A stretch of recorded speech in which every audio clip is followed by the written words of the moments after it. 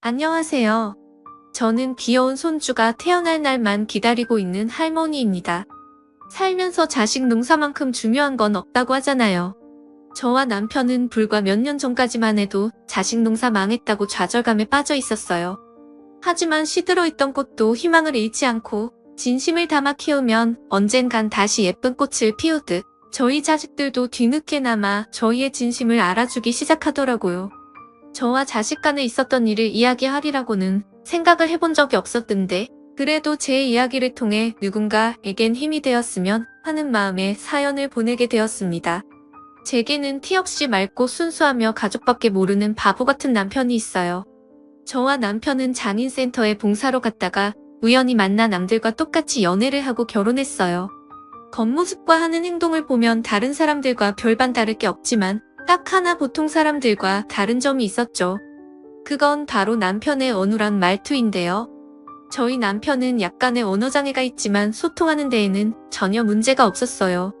말을 오래 하면 살짝 어눌한 게 티가 나긴 하는데 아무 말 안 하고 있으면 비장애인들과 다를 게 없었어요.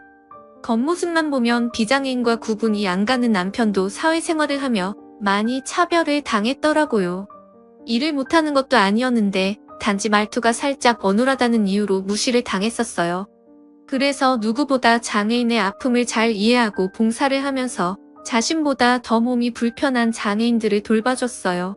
저도 같이 봉사를 다니면서 남편을 통해 많은 것을 배웠죠.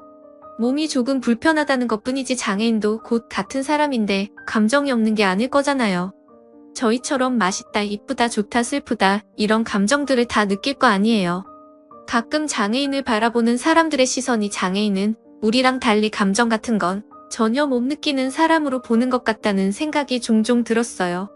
그렇지 않고서야 어떻게 그들을 비웃고 무시할 수 있겠어요. 언젠간 장애인에 대한 인식이 바뀌었으면 좋겠고 지금보다 복지도 좋아져야 한다는 생각에 저부터라도 바뀌어보자는 마음의 봉사도 많이 하고 기부도 종종 해왔던 것 같아요. 남편은 이런 생각하고 또 실천하려고 노력하는 사람 극히 드물다고 제게 엄지척을 날려주더라고요. 칭찬받으니 괜시리 기분이 좋고 더 열심히 하고 싶은 생각이 들었어요. 남편과 저는 봉사하면서 이야기도 많이 나누고 또 따로 만나면서 장애인들을 위해 우리가 할 수 있는 것들이 뭐가 있나 알아보면서 자연스럽게 친해지게 되었어요. 저는 남편과 그렇게 오래 말하면서 불편하다는 생각이 하나도 안 들었어요. 말투가 남들과 달리 아주 살짝 어눌하긴 하지만 의사소통이 안 되는 것도 아니고 남편이 제게 하고자 하는 말 다 할 수 있고 제가 남편에게 하는 말도 다 알아듣고 이해하니까요. 그리고 약자를 배려하고 아이들을 좋아하고 맑고 순수한 마음이 너무 예뻐 보였어요. 장애인이든 비장애인이든 상관없이 오로지 순수한 마음 하나만으로 제 마음을 빼앗아갔어요. 제가 결혼하고 싶은 사람이 생겼다. 고 부모님께 남편을 소개했을 때 솔직히 반대하실 줄 알았어요. 저희 부모님들이 가부장적인 성격이라 꽉 막혀 계신 분들이라고 생각했거든요. 그런데 남편을 보자마자 그동안 얼마나 고생을 많이 했겠냐고 안아주시는 거예요. 저를 워낙 엄하게 키우셔서 부모님께 그런 면이 있었는지 살면서 처음 알게 되었어요. 부모님은 못난 딸 잘 부탁한다며 안고 있던 남편을 쳐다봤는데 남편이 울고 있는 거예요. 그렇게 쉽게 울어서 딸을 믿고 맡길 수 웃으시니까 남편은 바로 옷소매로 눈물을 훔치더니 눈물 참으려고 눈을 부릅뜨더라고요. 그 모습에 저와 부모님이 얼마나 웃었는지 몰라요. 그렇게 예상보다 쉽게 결혼 허락을 받았고 상견례 후 결혼 날짜를 잡았어요. 역시 청첩장을 받은 친구들의 반응은 왜 그런 남자를 만나냐는 반응뿐이더라고요. 소문들로 들은 친구들한테도 같은 내용의 문자가 날라왔어요. 저는 그런 문자들을 받을 때마다 대답할 가치를 못 느껴서 답을 안 했죠. 그래도 제 결혼을 진심으로 응원해주는 친구들도 많았어요. 대단하다면서 자기들은 감히 그런 엄도 안 났을 것 같은데 저보고 많이 배운다고 하면서요. 처음엔 비꼬는 건가 싶을 수 있었는데 정말 제게 한 말이 빈말은 아니었트 뒤로 정말 장애인 봉사도 다녀오고 간간히 기부도 하고 그러더라고요. 가끔은 저랑 저희 남편과 같이 장애인 봉사를 간 적도 있어요. 저로 인해 조금씩 바뀌는 친구들을 볼 때마다 괜히 뿌듯해지더라고요. 저는 지나가는 사람들이 전부 다 알 정도로 그렇게 유명한 화가는 아니었지만 제 그림을 찾는 마니아층이 탄탄하게 있어서 밥벌이를 하고도 남는 화가였어요. 원래 집이랑 작업실을 분류했었는데 작업실 가기 전 준비하는 시간이 너무 아깝더라고요. 그래서 이번에 결혼하면서 신혼집을 작업실 겸해서 조금 큰 2층 집으로 장만을 했어요. 1층은 온전히 저희 가족 생활하는 공간으로 활용했고 2층은 제 작업실 겸 남편 작업실로 만들었어요. 남편은 당장 작업할 게 없었지만 혹시나 나중에 하고자 하는 일이 생기면 쓰라고 만들어놨었어요. 하지만 아이들이 태어나면서 남편은 육아를 하느라 바빴고 남편의 작업실은 아이들의 놀이터가 되었죠. 집이 곧 작업실이다 보니 아들 셋을 낳고도 육아에 문제될 게 전혀 없더라고요. 제가 작업할 땐 남편이 봐주고 작업이 끝나면 제가 아이들을 보고 남편을 쉬게 했어요. 남편과 붙어있는 시간이 더 길어서 아이들이 어찌나 남편을 좋아하던지 질투가 날 때도 있었어요. 하지만 그건 세상에 대해 아무것도 모를 순수했던 어릴 때의 이야기. 후 아이들의 머리가 클수록 말이 어눌한 남편을 멀리하기 시작하더라고요. 아빠 곁에서 한시라도 안 떨어지려고 하던 아이들이 이젠 자신의 근처에도 오지 말라고 하니 남편은 당연히 바뀐 아이들을 보면서 슬픔에 잠겨 있었죠. 한 번은 학부모 상담이 있어서 학교에 가려고 하는데 첫째가 진지하게 말을 하더라고요. 엄마 아빠는 학교 안 오면 안 돼. 솔직히 우리 아빠는 다른 아빠들이랑 다르잖아. 나 진짜 부끄러워서 학교 못 다녀. 그러니까 엄마만 와. 알았지 너 그게 무슨 말버릇이야. 내가 그렇게 가르쳤어. 아빠가 너 얼마나 이뻐했는데 어떻게 그래. 싫은 걸 뭐 어쩌라고 나 아빠가 말 더듬는 거 싫어. 그냥 말을 안 했으면 좋겠어. 가만히라도 있으면 괜찮은데 가서 말할 거 아니야. 누가 듣기라도 하면. 어떻게 나는 싫어 부끄러워. 너 진짜 왜 그래? 원래 안 그랬잖아. 어릴 땐 아빠 좋다고 따라다녔었잖아. 도대체 왜 이렇게 아빠한테 상처를 주는 거야? 엄마는 왜 자꾸 어릴 때 얘기를 꺼내 지금은 싫다고 내가 싫다잖아. 엄마만 오라는 게 그렇게 잘못된 거야. 엄마만 와도 되는 거잖아. 굳이 둘 다 와야 돼. 첫째는 남편이 학교에 가면 어느라 말투 때문에 부끄럽기도 하고 친구들한테 놀림 받는다고 남편을 두고 저 혼자만 학교에 오라고 하더라고요. 저는 제 배 아파 낳은 자식이 돼서 그런 소리가 나올 줄은 꿈에도 몰랐어요. 정말 사소한 거라도 혼내면 다시는 안 혼나려고 같은 실수 반복 안 하는 아이인데 정말 사소한 거라도 혼내면 다시는 안 혼나려고 같은 실수 반복 안 하는 아이인데 남편과의 문제에선 절대 제 말을 들으려고 하지 않았어요. 매번 혼내고 싸워도 늘 처음으로 돌아가서 남편을 멀리하려고만 했어요. 첫째랑 같이 학교 갔다가 남편의 말투를 들은 아이들이 어린 마음에 첫째랑 안 놀아줬었나 봐요. 첫째에겐 아무 문제가 없었지만 남편이 말을 잘하지 못한다는 이유 하나만으로 아이들이 피하고 놀아주지 않으려고 했던 거예요. 물론 그 아이들이 하는 행동은 정말 잘못된 것이고 그것 또한 가정교육의 문제였겠지만 첫째는 그 일로 상처를 받았고 원인이라 생각하는 남편에게 화풀이를 하게 된 거죠. 집 근처에 외식이라도 하려고 나가면 혹시나 친구들이랑 마주치게 될까봐 창피하다고 남편을 데리고 나가지 말자고 하는 통에 매번 다른 동네까지 가서 외식을 했었어요. 첫째가 계속 이렇게 행동하니 당연히 밑에 동생들도 보고 배워 첫째가 하는 행동 그대로 했어요. 하나만 난리쳐도 머리 아픈데 셋이나 난리를 치니 지옥이 따로 없었어요.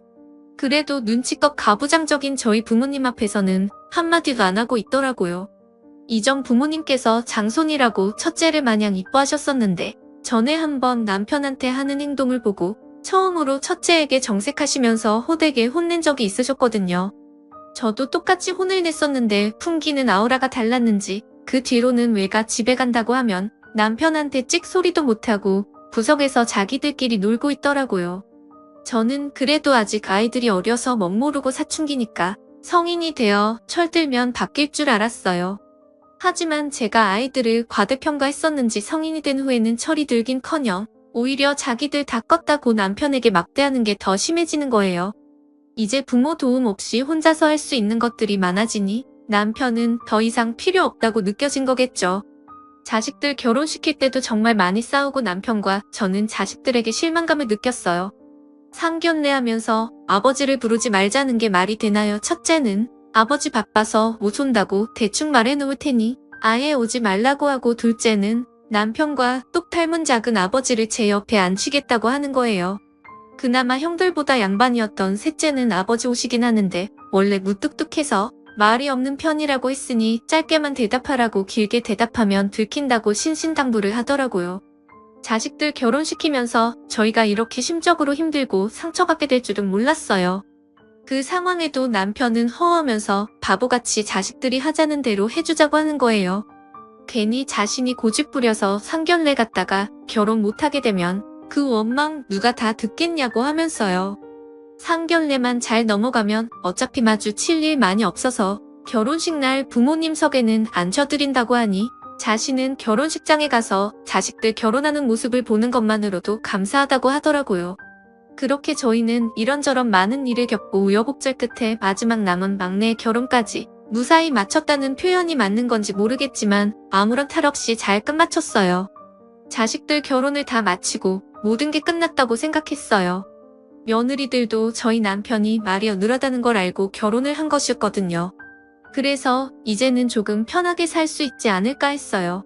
저희 자식들 중에 막내가 제일 먼저 저희에게 손녀를 안겨주었어요. 저희는 혹시나 사돈이랑 마주칠까봐 사돈이 가신 후에 보러 갔어요. 눈은 저희 아들을 닮고 나머지는 막내 며느리랑 똑 닮은 것이 너무 이쁜 거예요. 저는 손을 씻고 아이를 안아들었고 남편도 아이를 안아보고 싶어서 손을 씻고 기다리고 있었어요. 아이는 저를 보기 위해 눈을 뜨려고 안간힘을 쓰는데 어찌나 예쁜지 몰라요.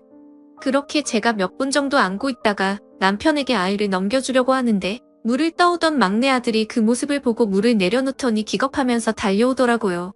남편은 아직 애를 제대로 안아보지도 못했는데 막내 아들이 순식간에 아이를 낚아챘어요. 아, 아버지. 그렇게 애를 막 안으시면 어떡해요. 태어난 지 얼마 안 돼서 면역력도 약한데 애한테 병균 옮으면 어쩌려고 그래요. 왜 이렇게 생각이 없어요. 미안하다. 근데 나 손 씻었어. 윗누루 깨끗하게 씻고 아이 안은 거야. 옷이 더럽잖아요. 옷이. 밖에서 먼지 다 묻히고 왔을 거 아니에요. 가뜩이나 아이한테 문제 있을까봐 태어날 때까지 얼마나 걱정했는데. 너 방금 한 말 무슨 뜻으로 말한 거야? 아이한테 문제 있을까봐 걱정했다고 무슨 문제 때문에 걱정한 건데? 혹시 내가 생각하는 그런 거 아니지? 어머니가 생각하는 거 맞아요. 혹시나 우리 애한테도 장애 있으면 어쩌나 걱정했어요. 유전일 수도 있는 거잖아요. 저희는 운 좋게 아니었지만 저희 딸은 그럴 수도 있잖아요. 오빠 부모님한테 말을 왜 그렇게 해? 내가 저번에도 그렇게 얘기하지 말라고 그랬지. 왜 계속 아버님을 못 살게 굴어? 아이 일이네. 오빠도 아이 만지지 마. 내가 낳은 아이야. 막내 아들이 하는 얘기를 들으면서 얼굴이 점점 붉어지던 막내 며느리는 결국 못 참고 한 소리를 한 뒤 막내 아들에게 안겨있던 아이를 뺏어 들었어요. 남편에게 사과하기 전까지는 아이 못 만지게 할 거라고 하니 어쩔 수 없이 사과를 하더라고요. 진심이라는 건 눈꽃만큼도 찾아볼 수 없는 사과였지만요. 그래도 저희는 막내 며느리 덕분에 손녀를 마음껏 볼 수 있었어요. 막내 며느리가 매일같이 저희 집에 놀러와 저희에게 손녀를 보여주었거든요. 그러다 한 번은 막내 며느리가 짐을 싸서 저희 집으로 온 거예요. 아니야가 이게 무슨 짐들이야. 너 혹시 지옥이랑 싸운 거야? 그래서 짐 나온 거니? 그래 내 말이 맞아. 저 당분간만 어머님 아버님이랑 지내도 될까요? 저 오빠 버릇 고칠 때까지 집에 안 들어가려고요. 아이도 오빠한테 맡기고 왔어요. 도대체 무슨 일인데 그래? 아이까지 두고 올 정도로 심하게 싸운 거야. 무슨 일로 싸웠는지 나한테 말해봐. 들어보고 내가 도울 수 있는 일이면 도와줄게. 오빠가 아이 데리고 여기 오는 거 싫어하는 거예요. 저는 같이 아이 봐주셔서 좋은데 그래서 화나서 당분간 나가 있겠다고 혼자서 아이 잘 키워보라고 하고 나와버렸어요. 그래서 그렇게 짐 바리바리 싸들고 여기로 찾아온 거야. 혹시 매일 와서 그런 건가? 그럼 일주일에 한 번 오겠다고 말 잘해보지 그랬어. 그게 사실 아버님이랑 아이랑 같이 있는 걸 안 좋아해서요. 자꾸 이상한 소리 하면서 아버님이 아이 못 만지게 하라고 하잖아요. 그래서 짜증나서 싸웠어요. 막내 아들은 막내 며느리가 아이를 데리고 저희 집에 가는 것에 불만을 품었어요. 정확히는 저희 남편이 아이를 만질까봐 난리 법석이었던 거죠. 마치 남편의 손만 나와도 병에 걸리는 전염병 환자 취급을 하고 있더라고요. 도대체 나이를 얼마나 더 먹어야 정신을 차릴까 싶었어요. 막내 며느리는 그동안 아이 보느라 지쳤었는데 휴가라고 생각하고 여기서 쉬겠다고 하더라고요. 저는 아무 생각하지 말고 편하게 있고 싶은 만큼 있다가 가라고 했어요. 집에 며느리가 있는 거랑 없는 게 차이가 꽤 크더라고요. 어찌나 친딸처럼 살갑게 저희를 대하던지 이래서 딸을 낳아야 하는구나 싶었다니까요. 아무래도 며느리가 제 친딸은 아니, 니 어느 정도 벽이 있기 마련인데 막내 며느리는 전혀 없었어요. 혼자 장 보러 가려는데 괜찮다고 해도 계속 같이 가겠다며 옆에 붙어서 쪼알또 알말동무도 해주고 짐 많으니까 자기가 더 무거운 짐 들겠다고 제가 계산하고 있을 때 먼저 짐 들고 저만 치가 있더라고요. 막내 며느리 하나 집에 들어왔을 뿐인데 남편과 둘이 살 때와는 완전 다른 분위기였어요. 막내 며느리는 부모님께서 조부모님을 모시고 살고 계셔서 어릴 때 조부모님과 함께 지냈다고 하더라고요. 어릴 때 할머니 할아버지와 함께 살아서 그런가 어른 공경할 줄 알고 기본이 되어 있는 아이였어요. 막내 며느리 얘기를 듣는데 우리 아들들도 친정 부모님께 맡겼다면 막내 며느리처럼 남편도 잘 챙겨주고 올바르게 잘 자라주지 않았을까 하는 생각이 잠깐 들었어요. 막내 며느리랑 같이 지내면서 저와 남편을 친부모님처럼 챙기는 모습에 저런 아이가 제 친딸이었으면 얼마나 좋았겠나 싶었던 적이 한두 번이 아니었죠. 그런데 무슨 바람이 불었는지 막내 아들도 짐을 싸서 저희 집으로 들어오겠다고 하더라고요. 조만간 자기 집에 있던 가구들도 올 건데 여기 있는 거 오래된 거라 버리고 자기 집에서 쓰던 것들 얼마 안 된 것들이니 그걸로 갈아치우자고 하면서요. 달라진 막내 아들을 보고 며느리는 웃고 있었고 남편과 저는 당황해하고 있었어요. 너 갑자기 뭐야? 며느리 데리러 온 게 아니라 우리랑 여기 같이 살겠다고. 너가 우리랑 왜 언제는 내 딸 만지는 것도 싫어하더니 그동안 죄송했어요. 집사람이 그러고 간 뒤로 많이 생각했어요. 그동안 제가 두 분께 상처만 준 것 같더라고요. 정말 반성 많이 했어요. 어머님, 저희 여기서 살아도 되죠? 오빠도 살고 싶다잖아요. 저는 어머님이랑 아버님이랑 같이 사는 거 너무너무 좋아요. 나와 내 아버지는 상관없는데 너네가 불편하지 않겠니? 둘이 화해한 것 같은데 그냥 둘이서 재미나게 살지 그래. 우리는 괜찮아. 에이, 뭐가 불편해요. 저희는 하나도 안 불편해요. 오빠도 결혼 전까진 여기서 살았던데 불편할 게 뭐 있겠어요. 그리고 저는 이렇게 같이 사는 게 더 재밌어요. 막내 며느리는 제게 팔짱을 끼면 서같이 살게 해달라고 애교를 부리더라고요. 저야 같이 살면 시끌벅적한 게 사람 사는 집 같고 좋지만 아이들이 불편할까 걱정이었어요. 아이들은 불편할 것 하나 없다고 같이 살겠다고 하길래 못 이기는 척 그러라고 했죠. 도대체 막내 며느리가 어떻게 꼬등인 건지 모르겠지만 막내 아들이 많이 달라졌더라고요. 아직은 어색하지만 먼저 남편에게 다가가서 과일 건네고 목욕탕도 같이 가는 거예요. 달라진 아들의 모습에 놀라서 막내 며느리를 쳐다보면 아무 말 없이 웃으면서 어깨를 으쓱 하더라고요. 제가 다른 건 몰라도 며느리 하나는 정말 잘 떴다는 생각을 했어요. 다른 아들들과 며느리들은 명절이나 특별한 일 아니면 연락도 안 하는데 막내 며느리는 스스로 시댁살이를 자처하니 어찌 안 이뻐할 수 있겠어요. 그렇게 막내 아들 내외랑 지내다 명절이 다가와 삼형제의 내외가 모이게 되었어요. 첫째와 둘째는 달라진 막내 아들을 보고 비아냥거리기 바쁘더라고요. 지혁이 말이야, 언제부터 저렇게 아버지를 챙겼다고 난리를. 아버지 뒷공무니만 쫓아다니네. 벌써부터 유산 노리고 저러는 건가? 에이 설마.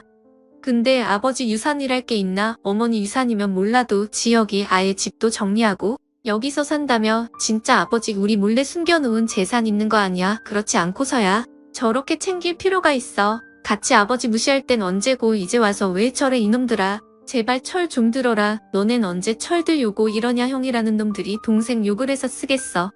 동생 좀 보고 배워. 뒤에서 동생 욕한다고 바쁜 한심한 아들들 머리를 숟가락으로 가볍게 쳤어요. 제가 자신들 옆에서 밤을 숟가락으로 퍼먹고 있자 서로 눈짓을 하더니 제 옆에 바짝 붙어서는 혹시 남편에게 숨겨진 재산이 있냐고 묻는 거예요. 아무래도 막내가 돈 냄새 맡고 저러는 것 같다고 하면서요. 남편한테 막대하는 것도 모자라서 막내를 돈밖에 모르는 속물로 만드는 게 너무 괘씸하더라고요. 그래서 먹고 있던 숟가락으로 다시 한번 아들들 머리를 내려쳤어요. 이번엔 힘 좀 실어서 내려치니 아팠는지 머리를 감싸주더라고요. 저는 주제를 바꿔보려고 손자 얘기를 하기 시작했어요. 너네는 언제 애 낳으려고 그러냐. 다 늙어서 낳을래. 너네 지금 결혼한 지가 언제야? 너는 6년 너는 4년 됐지 않았니? 그러다 노산으로 애 낳기 힘들어진다. 낳을 거면 빨리 낳아. 아 나도 낳고 싶다고. 지금 누구 때문에 못 낳고 있는데 우리라고 뭐 이러고 싶어서 이러는 줄 알아. 맞아. 우리도 아들 딸 낳고 싶은데 무서워서 못 낳고 있는 거야. 엄마는 잘 알지도 못하면서 우리한테 그래. 무섭긴 뭐가 무서워. 애는 여자가 낳지. 니까 낳아. 막내 봐라. 막내는 벌써 낳아서 지금 애가 저만큼 컸다. 그러니까 쟤는 장애야. 낳을까봐 겁나지도 않나. 어떻게 낳을 생각을 했지. 나는 진짜 우리 애도 장애 있을까봐 못 낳겠던데. 우리는 운 좋게 건강하게 태어났지만 한 대 걸러서 우리 애가 장애 있으면 어떻게. 우리 집사람도 엄청 걱정해. 애는 낳고 싶은데 문제 생길까봐. 아들들이 저렇게 얘기하니 며느리들도 무섭다고 한마디씩 거들기 시작하더라고요. 저는 와중에 남편이 제 심부름으로 잠시 밖에 나가 있어서 이 자리에 없다는 게 다행이라는 생각이 들었어요. 만약 같은 공간에 있어서 이 말을 들었다면 얼마나 상처를 받았겠어요. 순간 저도 욱해서 아들과 며느리들한테 그런 식으로 살지 말라고 소리쳤고, 제 목소리가 커진 걸 듣고 부엌에 있던 막내 아들 내 애가 무슨 일이냐고 뛰쳐나왔어요. 진짜 보자 하니까 너네 진짜 그딴 식으로 살지 마. 그러다 천벌받아. 그리고 첫째랑 둘째 너네는 부모님이 그렇게 가르치셨니? 시아버지 대우 그딴 식으로 하라고 하셨어. 어머님 무슨 일이에요? 왜 목소리가 커져요? 싸우는 거예요. 너네 아버지는 장애 가지고 태어나고 싶었겠니요? 내가 그동안 아직은 어려서 그렇겠지. 성인이어도 아비가 안 되어봐서 아비 마음을 모르겠지 하면서 그냥 넘겼어. 근데 정도가 심하지 않니? 우리는 걱정도 못해? 솔직히 우리가 틀린 말 한 것도 아니잖아. 우리 몸에 아버지 유전자 있으니까 우리 자식이 장애아로 태어날 가능성이 있는 거 맞잖아. 큰아주머님 말을 왜 그렇게 해요? 키워준 아버지한테 그렇게밖에 말 못해요. 저희 할아버지도 장애인이셨어요. 근데 저희 아빠도 저도 비장애인이고 제 딸도 비장애인이에요. 막내 며느리는 첫째 아들 말에 들고 있던 뒤집개를 바닥에 던지면서 소리쳤어요. 갑작스러운 막내 며느리의 고백에 다들 놀란 듯 막내 며느리만 쳐다보고 아무 말도 못하더라고요. 그리고 울분을 토하듯 지금은 우리가 비장애인이지만 우리라고 장애인 안 될 줄 당장이라도 사고 잘못 나면 장애인 될 수 있는 주먹을 쥐면서 소리 질렀어요. 서열로 보나 나이로 보나 막내인 셋째 며느리가 자신들에게 삿대질하면서 소리를 질러도 맞는 말뿐이니 첫째 둘째 아들 내외들이 아무 말도 못하더라고요. 저는 조용히 방 안으로 들어가 서랍 구석에 박혀있던 수첩들을 꺼내 서 아들들 앞에 던져놨어요. 아들들은 제가 던진 수첩을 들더니 저를 쳐다보길래 한번 열어보라고 했어요. 수첩들 표지엔 아들들의 이름이 적혀 있었고 그 속엔 남편의 글씨로 빼곡히 가득 차 있었어요. 그 수첩엔 아들들이 태어난 직후부터 성인이 되어 결혼할 때까지 육아일기가 적혀 있었어요. 아직도 안 썼던 육아일기를 남편이 하루도 빼놓지 않고 써내려갔었죠. 남편은 어느 정도 컸을 때 한 일기장에 다 같이 적어도 됐을 텐데 꼭 한 사람씩 따로 일기를 적었어요. 육아일기를 보고 있으면 남편이 얼마나 자식들을 아껴왔는지 볼 수 있었어요. 늘 자신에게 모진 말을 하던 못난 아들들이지만 부모가 아니면 누가 자식의 토정을 받아주겠냐며 그렇게 남편은 자기 가슴이 멍들고 있는 줄도 모르고 항상 아들들 생각뿐이었어요. 첫째와 둘째 아들은 수첩을 읽어 내려가며 조용히 눈물을 흘렸어요. 그리고 다른 공책을 꺼내서 아들들에게 건넸어요. 거기엔 아들들이 그동안 남편에게 어떻게 했는지가 적혀있는 제 일기장이었어요. 아들들이 모진 말을 할 때마다 그 말들이 자신을 강하게 만들어준 그냥 웃어넘기던 남편의 모습이 담겨있는 일기장이었어요. 그동안 자신들이 뭐라고 말했는지 남편에게 어떤 상처를 줬는지 적혀있는 제 일기장을 보고 조용히 눈물만 흘리던 아들들은 제 일기장을 보며 오열하기 시작하더라고요. 아들들이 모진 말을 뱉는 와중에도 아이들이 자신을 너무 사랑해서 그런 거라고 더 강해져서 이 세상을 버티라는 뜻이라며 위안하는 남편의 모습에 오열을 하는 거예요. 뒤늦게 들어온 남편은 아들들이 오열하고 있자 놀라서 달려오더라고요.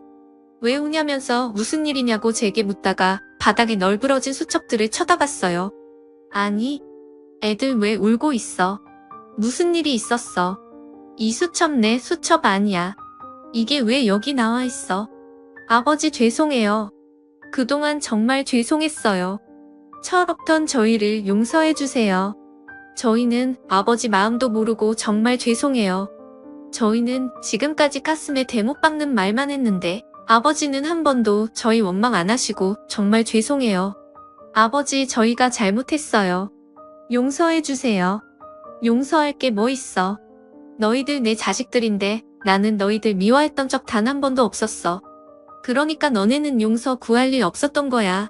나한테 죄송할 필요 없어. 너네 덕분에 나도 많이 성장했어. 고마워.